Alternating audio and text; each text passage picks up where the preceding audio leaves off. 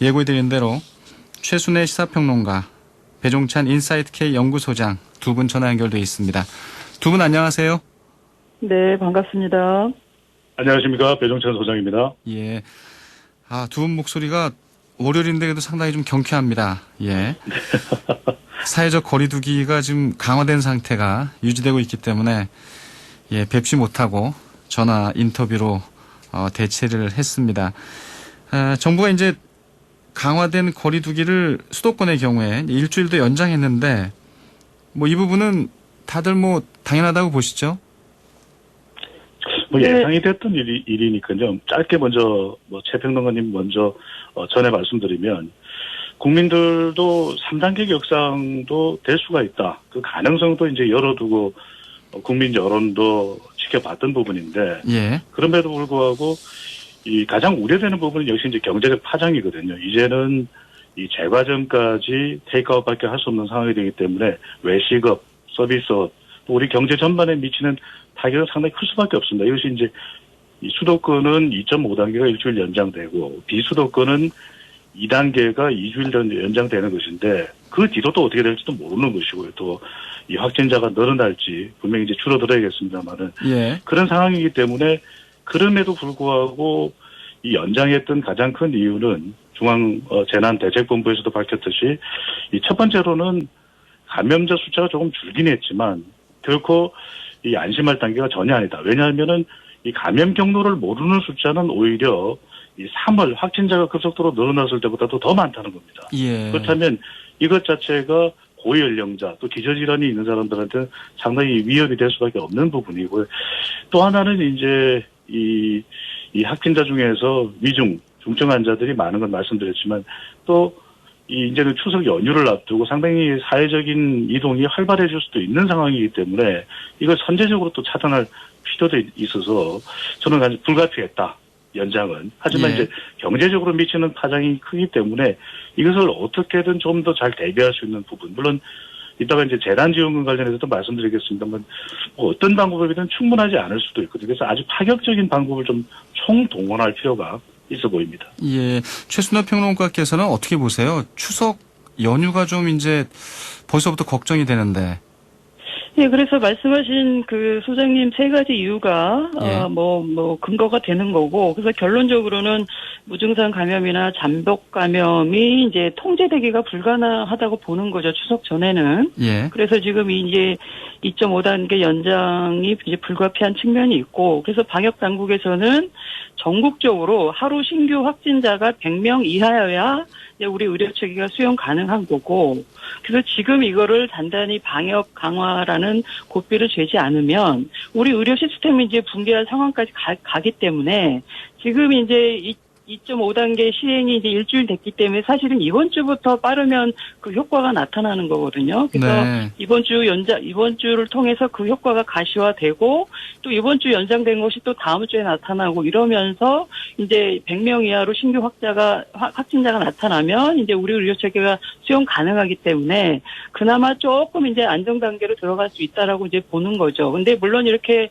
방역을 강화하다 보면 반대급부적으로 사실 경기 상황이 어려워지는 건 있지만 그거 자체는 우리가 사실은 좀 감내해야 되고 인내해야 될 상황이라서 예. 지금 이 방역 강화 조치는 불가피한 측면이 있다라고 이제 보여집니다. 예. 근데 이제 오늘 조간신문들을 보면 이렇게 사진이 실려 있던데 젊은이들이 이제 많이 지친 것 같아요. 오히려 한강공원에 이 밤에 많이 모인다고 하고 좀 걱정들은 남아 있습니다. 배종찬 소장님. 어디든 자유롭게 갈 수 있다라는 것이 또 우리 사회의 특징이었고 또 이동이 또 자유로웠죠. 코로나19가 있기 이전에 이제 이야기가 될 수 있을 텐데 그런데 이제 지금은 이른바 젊은 세대들을 그렇게 가리키거든요. 카공족, 카페에서 이제 커피숍에서 공부들을 많이 합니다. 예. 그래서 거기서 이제 만나서 이야기도 나누고 물론 이제 젊은 세대들에게만 국한된 건 아닌데 지금 2.5단계 상황에서는 테이크 아웃밖에 할 수가 없고 또 기존에 이제 개인 커피숍이나 제과점까지도 이제는 테이크아웃 이제 이번 주부터는 테이크아웃 할 수밖에 없는 그런 상황이기 때문에 어디를 갈 수가 없다 보니까 겨우 이제 9시 이후에 9시까지는 영업이 이제 종료가 되기 때문에 예. 포장 배달밖에 안 되기 때문에 그러면 이제 한강이나 또 다른 곳에 본인들이 모일 수 있는 곳. 그러니까 정부 당국에서는 이제 가정으로 돌아가기를 원하겠지만 집콕되지 않는 분명히 수요가 있거든요. 그렇기 예. 때문에 한강으로 가게 되면 마스크도 잘 쓰지 않고 이 감염에도 노출될 수밖에 없는 그런 상황인데 이런 점들을 좀 충분히 감안을 할 필요는 있어 보입니다. 왜냐하면은 시간이 길어지게 되면은 이 감염에 대한 두려움도 상당히 크지만 정신적으로도 스트레스를 많이 받거든요. 그렇죠. 뭐 여러 이제 조사가 있지만 이 한 우리 국민 4명 중 한 3명 정도, 그 이상도 될 수 있고요. 코로나 블루라고 하는 우울증, 이게 정도의 차이는 있습니다.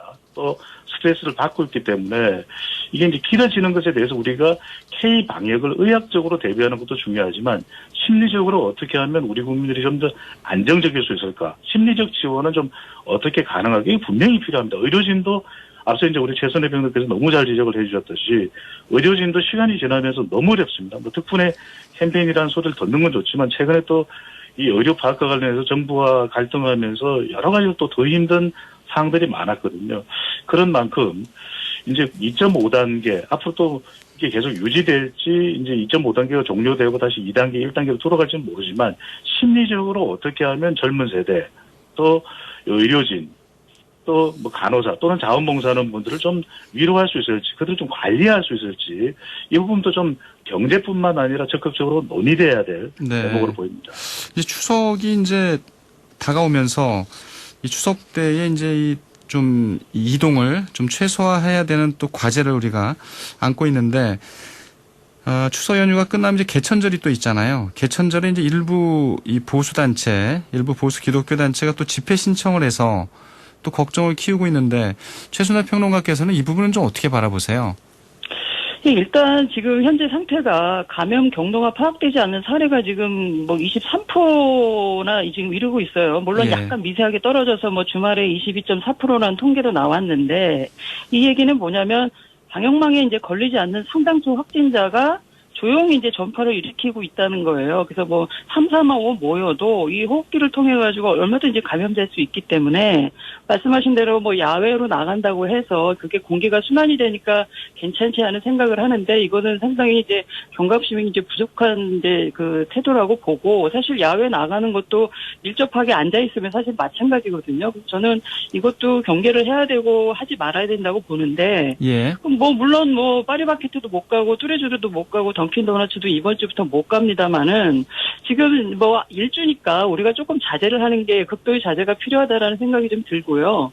그리고 방역의 주체는 저기 때문에 뭐 국가에서 해주는 게 아니거든요. 자기 스스로가 이제 방역 주체라고 생각을 해야 될 것이고 그 지금 말씀하신 10월 3일 날 뭐 지금 집회하겠다고 4만 명이 신고를 했다고 하지 않습니까? 예. 그 자유연대라든지 뭐 구구단체들이 주로 이제 대상이 되는 건데 저는 이거는 상당히 뭐랄까 책임감 없는 행동이라고 생각해요. 집회 자유에 있지만 예. 그 자유라는 것은 책임이 따라야 되는 거고 지금 국가적으로 사실은 이제 준 전시 상황인 만큼 코로나19를 어쨌든 대응하려고 하는 마당에 본인들의 건강도 침해할 가능성이 크고 또 이웃의 건강까지 또 침해할 또 가능성도 큰 상황에서 이런 정치적 행위를 한다는 것은 일단 1차적으로 그 공동체에 이뤄들어서 책임 있는 행동이 아니라고 보고요. 예. 그다음에 이런 현 정부에 대한 어떤 비판 이런 거 얼마든지 할 수 있지만 이걸 좀 미룰 필요는 있다. 그리고 밀어서 해야 된다라는 생각을 합니다. 일단 본인이 공동체 일원으로서 해야 될 의무가 있는 것이고요. 그다음에 그 집회 결사의 자유라는 거를 구가하려고 하는 그런 권리는 좀 유보시켜도 된다. 일단은 자신의 건강과 공동체의 건강을 위해서 저는 자제할 필요가 있다라는 생각을 합니다. 예. 개천절 집회도 이 공동체의 이익을 좀 우선해야 된다. 이런 얘기고요. 6385님이요. 최순애 평론가님 전화 목소리에 귀 기울여 잘 듣고 있습니다. 이런 문자를 주셨는데 그러면서 그 6385님께서 이 모순이 있습니다. 호프집은 밤 9시까지 영업을 하는데 술집은 들어가면서부터 마시고 떠들고 하고 제과점은 테이크아웃 한다는 게 이해가 안 됩니다. 이런 의견을 주셨습니다. 이건 이제 어떻게 보면 이제 경제적인 문제 때문에 좀 제한적으로 이제 허용을 하고 있는 부분인데 이 같은 상황에서 이제 2차 긴급 재난지원금 이 지급 방침이 이제 사실상 확정이 됐습니다. 어제 당정청 회의를 통해서 이제 선별 지원으로 가닥을 잡았는데 이 부분에 대해서 이제 국민 전체에게 줘야 된다. 선별적으로 어려운 분들에게 먼저 줘야 된다. 이런 의견이 좀 맞섰는데 배종찬 소장께서 이건 어떻게 보세요? 정부와 또 여당이 긴급 재난금 지원과 관련해서 이제 선별적으로 뜻을 모으고 있는데 예. 그렇게 갈 가능성이 상당히 높아졌고요. 근데 뭐 그렇게 판단할 수밖에 없는 이유도 있다고 봅니다. 기본적으로는 100% 국채 발행을 해야 된다라는 이야기를 홍남기 경제부총리가 할 정도로 사실 재정적으로 뭐 일각에서는 우리 재정이 그렇게 나쁘지 않다. OECD 경제협력개발기구 국가 중에서 그래도 우리가 국가 빚이 그렇게 많지 않기 때문에 뭐 보편적으로 주더라도 뭐가 그렇게 문제가 되겠냐 이야기를 하지만 정부로서는 이제 급속도로 늘어나는 재정 부담이 이제 의식이 되는 것이거든요. 그래서 예. 이제 선별적으로 지급을 하는 이유도 있고 또 하나는 이제 이게 부재 측면이 더 강하다고 본다면은 좀 더 어려운 사람들 이것을 필요로 하는 사람들한테 지급돼야 된다는 것도 공감할 부분입니다. 그런데 문제는 이건 것 같아요. 이걸 얼마만큼이나 빨리 지급을 할 수 있느냐. 앞서 우리 이 최평론가께서도 말씀하셨지만 경제적으로 굉장히 힘들거든요. 그래서 뭐 개천절 집회도 안 된다. 그건 뭐 지금 더 우리 경제를 힘들게 만들겠죠. 뭐 이제 그 방역상 이 피해를 주는 것도 있겠지만 경제적으로 또 더 힘들어지는데 하반기로 가게 되면 이제는 서서히 실적과 성과가 나와야 되는데 우리 경제가 코로나19의 추가적인 확산을 통해서 더 어려워질 수도 있다. 그렇다면 이제 빨리 국민들로 하여금 좀 경제적으로 도움이 될 수 있는 지원이 필요한데 그때 저는 이 부분은 지적하지 않을 수가 없는 것이 1차 긴급 재난지원금을 지급할 때도 이야기가 됐던 것이 어떻게 선별을 할 것이냐. 예. 지금도 한 7조 원 정도가 이제 선별하면 투입이 되는데 물론 이 보편적으로 지급하면 더 많은 돈이 나갈 겁니다. 하지만 그럼에도 불구하고 이것은 어느 특정 시기까지는 다 사용해야 된다는 것인데 이 선별이 잘못됐다는 것이 아니라 얼마만큼 선별이 잘 될까 그러면 그리고 정말 필요로 하는 시기는 지금 추석 연휴 이전에 너무 경제적으로 지금 긴박한 상황인데 충분히 논리적으로 잘 선별돼서 이성적으로 객관적으로 잘 선별돼서 지급이 될 거냐 지급 대상에게 빨리 갈 것이냐 또 지급 대상이 잘 선별될 것이냐는 매우 중요한 과제로 보입니다. 그러니까 빠르게 선별해서 추석 전에 지급해야 된다는 얘기인데요. 최평론가께서는 이 선별 지원에 대해서는 바람직하다고 보시나요? 그래서 사실 이게 여유가 있으면 다 주면 좋습니다. 이게 복지정책이 아니고 재난정책이기 때문에 전 국민한테 다 주면 좋고 사실은 국민 다수는 이제 전 국민한테 줘야 된다라고 이제 의견을 가지고 있어요. 여론조사를 통해 보면 그게 전 국민 지원이 더 우선적으로 높게 나오더군요. 근데 예. 지금 사실은 이제 재정건설성 악화라든지 뭐 어떤 집단 감염이 사실 언제 종식될지 그러니까 이 코로나19가 언제 종식될지 모르는 거잖아요. 사실 이제 종식이라는 말은 이제 백신이 개발돼야 나올 수 있을 거고 어느 정도 어느 시기에 가서 안정화될 거냐가 이제 문제인데 그거는 사실 누구도 장담을 못 하기 때문에 이 상황이 장기될 가능성이 크다라고 볼 때는 사실은 지금 2차 재난지원금을 1차 때처럼 전 국민한테 주기가 좀 불가피한 측면이 좀 있어요. 그래서 그렇죠. 이것도 이해가 되는데 한편으로 이제 선별할 때 그 어떤 잡음, 어제 그 당정청 회의 끝에 그 기준이나 액수는 공개하지 않았습니다. 뭉뚱그려서 청년, 뭐 특보, 실업자, 뭐 고용취약계약층, 소상공인 이렇게만 얘기를 했는데 과연 이들을 어떻게 기준으로 잡아서 주고 안 주고를 결정할 거냐. 그러니까 선면 기준 세울 때 어떤 공정성이나 형평성 논란이 분명히 생기고 예. 그거를 또 집행할 때는 또 어떤 오류라든지 이제 또 잡음이 나오거든요. 그리고 이 사실 준 사람, 그러니까 받은 사람 안 받은 사람 또 이렇게 처지는 비슷한데 저 사람은 받았고 나는 못 받네. 뭐 이런 또 어떤 갈등도 생기게 마련이고 또 수석 전에 집행을 하려면 사실 시간과 비용이 들고 그래서 사실 선별의 어떤 비용을 이제 해소하려고 이제 1차 재난지원금을 전 국민한테 준 건데 이 부분을 과연 이제 정부 여당이 얼마나 역량 있게 또는 효율적으로 집행할 거냐 이 부분이 남아있는 것 같고 이걸로 인해서 2차 재난지원금을 선별 지급하는 걸로 인해서 갈등이 더 불거지지 않았으면 하는 바람일 뿐입니다. 예. 두 3743님은 가지가 참 예. 중요하다는 말씀을 좀 추가적으로 좀 드리면 좋겠는데요. 왜냐하면은 첫 번째로는 그 선별하는 기준이 분명 이제 정부에서는 지난 1차 재난지원금 준비를 하면서 어떻게 선별할 것이에 대한 고민도 분명히 있었을 것이고 관련 자료도 있을 텐데 힘든 사람은 올해 힘든 거지 작년에 힘들었던 것이 아니거든요.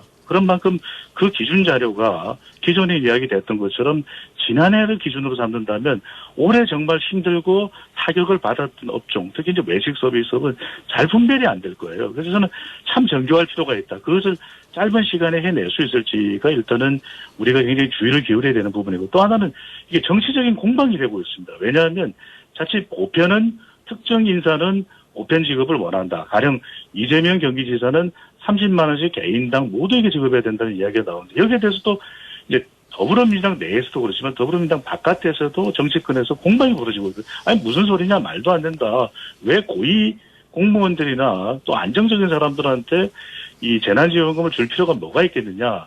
근데 저는 여기서 참 주의를 기울일 필요가 있는 것이 예. 이 재난지원금만큼은 앞서도 말씀을 정말 잘 주셨는데 이것이 앞으로 2차로 끝나게 될지 또 3차, 4차로 갈지 모릅니다. 우리가 이제 기본소득과 어떤 식으로 연계될지도 모르고 그렇다면 굉장히 이 부분을 정치적으로 판단하는 건 좀 곤란하다고 봅니다. 반드시 국민 한 사람 한 사람이 어떻게 판단할지 과연 그 어려운 사람과 어렵지 않은 사람의 경계를 어떻게 둘지 물론 받는 사람과 받지 않는 사람의 이 불평등하다 또는 불공정하다라고 하는 목소리가 들어오는 것은 우리가 뭐 모든 사람을 다 만족시킬 수는 없겠지만 그럼에도 불구하고 이것을 정치적이 아닌 경제적인 기준을 충분히 어떻게 만드느냐 이것은 또 매우 중요한 대목으로 보입니다. 예, 두 분 얘기를 들어도 뭐 어느 정도 이 생각들이 좀 정리가 되지만 청취자분의 문자도요. 이 전 국민을 지급해야 된다는 의견도 계시고 또 선별 지원해야 된다는 의견도 계시고 이 선별 기준을 잘 마련해야 된다는 의견도 계시고 아무튼 근데 이번 2차 긴급재난지원금은 이제 선별 기준으로 결정이 됐고요. 앞으로는 이 기준을 좀 잘 마련해서 논란을 최소화하는 게 좀 중요할 것 같은데 근데 이제 이재명 경기지사가 이 전 국민에게 지급해야 된다는 주장을 이제 계속 해오다가 당정청 회의가 있고 나서 굉장히 발끈했었잖아요. 이 발끈하면서 물론 나중에는 다 받아들였습니다만 민주당 내에 좀 논란은 남아 있습니다. 이제 불씨가 남아 있는데 일부에서 그 송갑석 의원 의견도 들었습니다만 민주당 내의 어떤 불씨 이 부분 좀 어떻게 봐야 될지 최순일 평론가께서 어떻게 보세요? 네, 일단 한마디 먼저 말씀 올리고 싶은 거는, 예. 일단 아까 재난지원금 지원 때, 뭐 이런 것도 생각해 볼 수 있을 것 같아요. 특히 이제 소상공인 같은 경우는 이제 지난 일주일 내내 손님 하나 없었다, 뭐 이런 이제 동네 가게 얘기도 들었었는데, 어떤 예. 세금 감면이나 뭐 임대료 지원 같은 어떤 비금융 부문의 어떤 지원도 병행하면, 이제 이렇게 직접적인 대상자가 아니어도 뭔가 이제 도움을 받지 않을까 싶은 생각이 좀 듭니다. 그리고 이재명 지사 얘기는 이제 이런 것 같아요. 이재명 지사는 어쨌든 보편적 복지의 아이콘이 이제 돼 있는 상황인데. 그렇죠. 본인이 나름대로 어떤 소신을 이제 계속 이제 피력을 하는 겁니다. 일관되게. 물론 결정이 난 이후에는 이제 수용하겠다는 얘기도 했고. 그런데 이제 아마 정치권에서 특히 여당 내에서 이제 뭐 자꾸 이제 얘기가 나오는 거는 아마 이런 어떤 자극적인 워딩 때문인 것 같아요. 문정부에 대한 선별 지원할 경우에 문정부에 대한 어떤 배신감이 그렇죠. 뭐 폭주처럼 번질 거다. 뭐 이런 자극적인 워딩 때문에 좀 세게 느껴지고 뭐 정부에 반기 드는 거 아니야? 뭐 본인의 대권 레이스를 본격적으로 시작하는 거 아니야? 뭐 이런 생각이 들게 하는 사실은 워딩이거든요.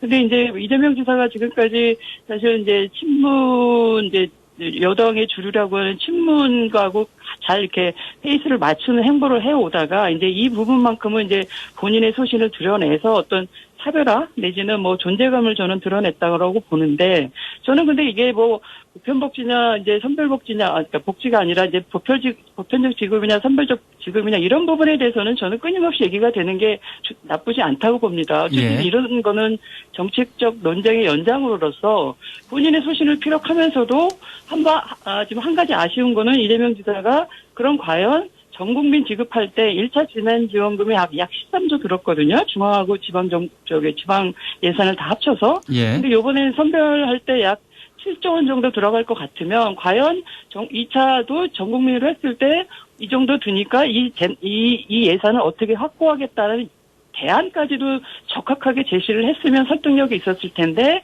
일단 본인이 이제 뭐 어떤 주장만 하고 어떤 그에 대한 어떤 다른 어떤 실행의 어떤 구체적인 대안까지 제시하지 못한 거는 좀 아쉬움이 좀 있지만 어쨌든 이재명 지사 입장에서는 충분히 저는 주장할 수 있는 내용이라고 보고 예. 그것이 이재명 지사의 아이콘으로 돼버린 상황에서 우리가 여건이 되면 얼마든지 그렇게 갈 수 있는 어떤 지향은 저는 있을 수 있다고 보거든요. 근데 이것이 여당 내에서 이제 대권의 잠재적 주자 1, 2위를 또 이낙연 대표랑 또 주거니 받거니 하고 있는 상황에서는 충분히 정치적인 이제 어떤 뭐 공방이 오갈 수 있는 상황이고 이거 자체는 저는 상당히 건강하고 건전한 어떤 공방이다 이렇게 보고 있습니다. 예.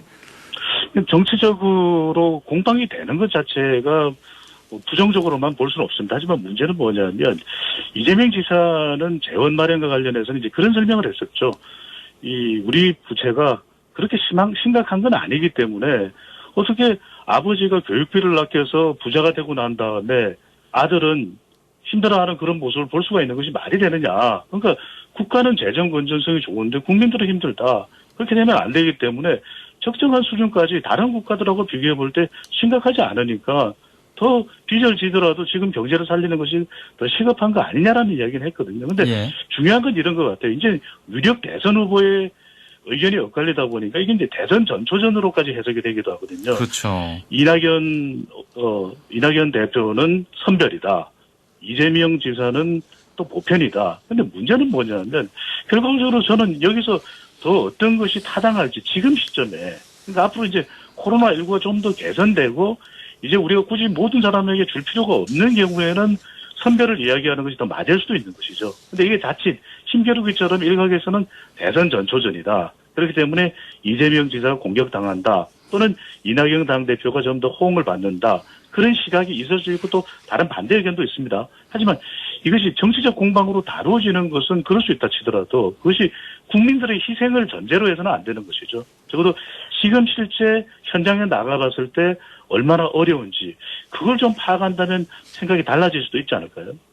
예, 이런 측면도 좀 있을 것 같습니다. 저도 뭐 절대 저기 보편이 맞다, 절대 그 선별이 맞다라고 주장할 수 없는 상황이에요. 왜냐하면 우리가 현실과 형편이라는 게 있기 때문에 이제 그런 거거든요. 근데 우리가 지금 100대 기업의 어떤 뭐 현금이 천조 된다, 천조 안 쓰고 있다고 이런 얘기도 있고 사실 또 근데 중앙에서 내려보내는 지방 교섭원, 지방 예산 이런 거를 합쳐서 우리가 여유 자금이 70조 원 정도 된다라는 일각의 주장도 있어요. 그래서 예. 우리가 주어진 예산과 그 재정 형편상 갖다 쓸 수 있는 부분은 갖다 써서 좀 더 많은 분들한테 주면 좋을 수 있는 어떤 방편이 전혀 없지는 않을 건데 예. 그렇다고 해서 제가 이재명 지사의 주장을 전적으로 지지한다는 차원이 아니라 예. 어쨌든 예산을 돌려서 이왕이면 더 알겠습니다. 주자라는 주장과 그렇지 않고 현실적으로 있는 상황에서 우리가 재정 건설성을 고려해서 주는 예. 거를 선별적으로 최소한에 주자. 이런 예, 논의 여기까지 주제는 하죠. 저는 좀 더 깊이 들어가서 대안을 마련할 수 있다라는 예. 이런 입장에서 보는 거죠. 역시 그 2차 긴급 재난기금에 대한 청취자분들의 의견도 빗발치고 있는데요. 예, 오늘 금주의 정치 전망은 여기까지 하도록 하겠습니다. 두 분 오늘 말씀 잘 들었습니다. 네, 고맙습니다. 감사합니다. 최순의 시사평론가 배종찬 인사이드K 연구소장이었습니다.